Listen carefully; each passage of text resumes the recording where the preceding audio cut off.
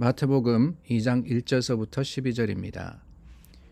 헤롯 왕 때 예수께서 유대 베들레헴에서 나심에 동방으로부터 박사들이 예루살렘에 이르러 말하되 유대인의 왕으로 나시니가 어디 계시냐? 우리가 동방에서 그의 별을 보고 그에게 경배하러 왔노라 하니 헤롯 왕과 온 예루살렘이 듣고 소동한지라. 왕이 모든 대제사장과 백성의 서기관들을 모아 그리스도가 어디서 나겠느냐 물으니 이르되 유대 베들레헴이오니 이는 선지자로 이렇게 기록된 바 또 유대 땅 베들레헴아 너는 유대 고을 중에서 가장 작지 아니하도다.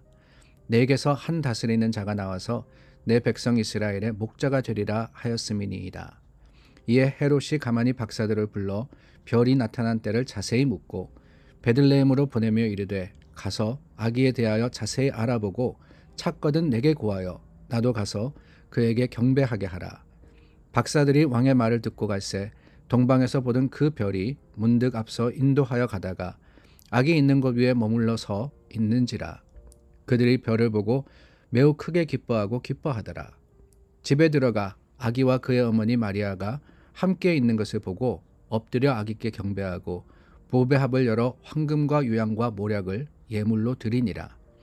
그들은 꿈에 헤롯에게로 돌아가지 말라 지시하심을 받아 다른 길로 고국에 돌아가니라. 토요일 아침입니다. 저희가 토요일 또 영상으로 말씀 나누기로 했죠. 오늘 여러분들께서 또 이 영상 말씀을 통해서 하나님께 더 가까이 다가가시기를 간절히 소망합니다. 오늘 마태복음 2장 말씀 나누었습니다. 2장 말씀 동방 박사들의 이야기죠. 그 동방 박사들이 이 별을 보고는 이 나신 왕을 찾아왔습니다. 그런데 어디에 그 별이 가는지 또 그 왕이 나신 곳이 어딘지를 정확하게 몰랐어요. 그래서 가는 길에 유대인의 왕으로 났기 때문에 그 당시 유대인의 왕이었던 헤롯을 찾아갑니다. 그리고는 묻죠. 그리스도가 어디서 나겠느냐? 왕이 어디서 나겠느냐? 근데 그것을 헤롯이 듣고는 우리가 잘 알듯이 이 학자들을 통해서 베들레헴이라는 곳을 지적을 하고는 이 동방 박사들에게 부탁을 합니다. 가서 보고 와서 내게 보고해달라. 그러면 나도 가서 경배하겠다. 근데 그 마음에는 다른 생각이 있었어요. 나신 왕, 그 왕을 내가 처리해야 되겠다라고 생각을 하고는 결국에는 어떻게 됩니까? 오늘 저희가 읽진 않았지만은 이 헤롯이 그 시간을 계산해서 베들레헴 근처의 모든 남자아이를 죽이게 되죠. 그러한 참 가슴 아픈 역사가 오늘 사건을 통해서 드러나게 됩니다. 그리고 동방 박사들은 하나님께서 꿈으로 현몽하셨기에 헤롯에게 돌아가지 않고 집으로 돌아가게 됩니다. 헤롯을 피해서 가게 되는 거죠.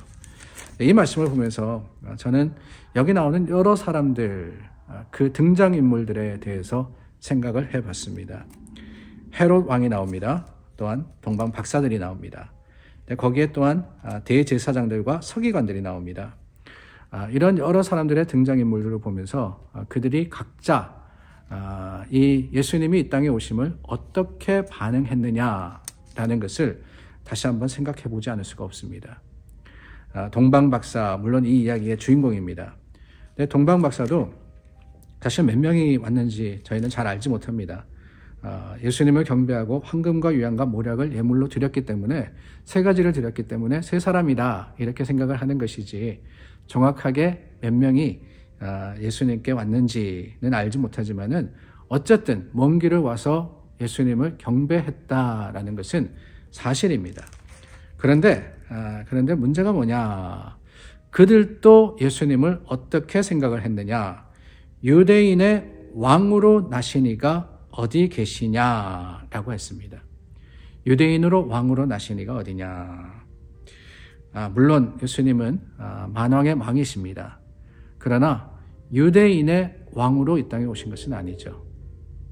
예수님의 여러 기적들과 그 하신 일을 보고 사람들이 잡아다가 유대인의 왕으로 삼으려고 했지만 예수님은 군중들을 피해서 나가신 적이 한두 번이 아니었습니다. 왜? 정치적인 목적으로 이 땅에 오신 분이 아니기 때문에.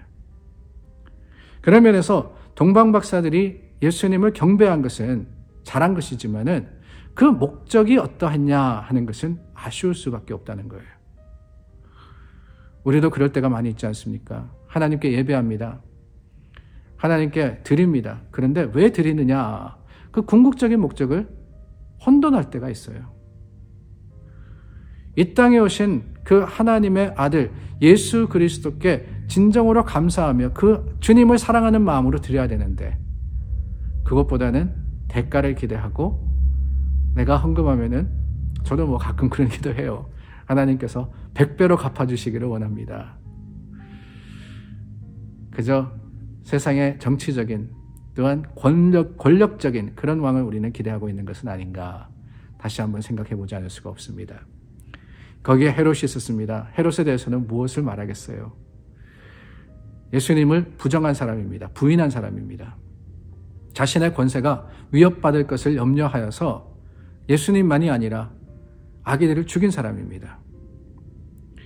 당연히 죄로 인해서 오신 빛 대신 예수님을 부정한 어둠이었죠. 문제는 이런 모습이 우리 가운데도 있다는 거예요.